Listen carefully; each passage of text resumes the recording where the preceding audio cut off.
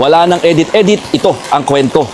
Malakas na buhos na naman ng ulan ang nararanasan dito sa malaking bahagi ng Hermosa sa Bataan kung saan kami naroon. At talaga makikita ninyo mga kapatid, itong isang buong kalsada sa may daungan, napuno na naman kaagad ng tubig, no? Dito sa lugar. Dahil yan sa magdamagan na buhos ng ulan na naranasan dito sa probinsya.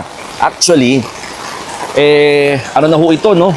Technically, humupa na or nag-subside na. Pero ngayon, makikita nyo doon, talagang ang iba, no choice kundi lumusong na sa baha, no? Sa mababa na yan, hanggang hita na nila. Pero doon sa may looban daw, halos hanggang dibdib pa rin. At may ibang portions nga raw ng barangay na talagang lampas tao. Ang mga residente, kahit umuulan, no choice kundi sumakay din ng bangka kung kinakailangan dahil ito na lamang ang tanging paraan para sila'y makapunta sa kanilang mga bahay. Ayaw naman kasi nila magsilikas, lalo't karamihan sa mga bahay din dito, may mga second floor pa naman. Karamihan sa mga nakausap natin, no, na tricycle, mga bangkero, karamihan dyan, mga dating tricycle driver daw, pero pinili na munang magbangka para kahit paano, may kikitain pa rin sa pang-araw-araw. Si tatay, kumusta ho kung ano nyo? Kumusta ho kayo ngayon, tatay? Ay, mahiyain. Oo. Ito, sinakuya at ate, basang-basa na. Diyos ko. Ang lakas ho ng buhos ng ulan ngayon dito.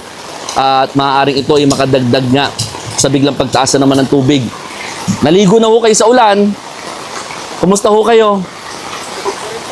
Ha? Lubog pa rin? Hanggang saan ho yung tubig doon? Sakit na po. Hanggang dibdib pa. Oo. Sige ho.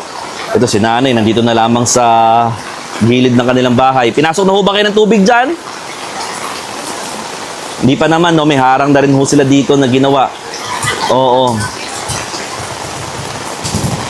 So yan mga kapatid, no?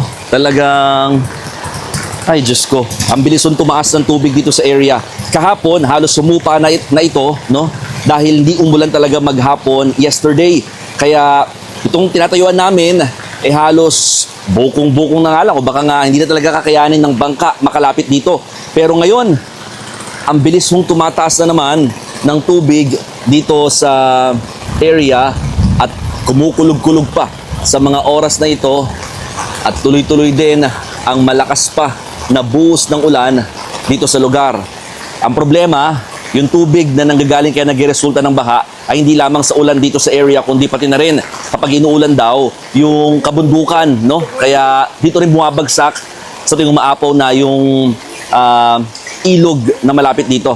Diyos ko, may kidlat-kidlat pa sa kumukulog. Pero pinakakawawa dito mga kapatid, yung mga residente pa rin, no? Kasi yung iba humihingi na ho ng ayuda para lang may mapangkain at may mainom na malinis sa inuming tubig sa mga susunod pa na araw. O paano? Ako po si Mon Gualvez ng News 5 at yan ang istorya ngayong araw.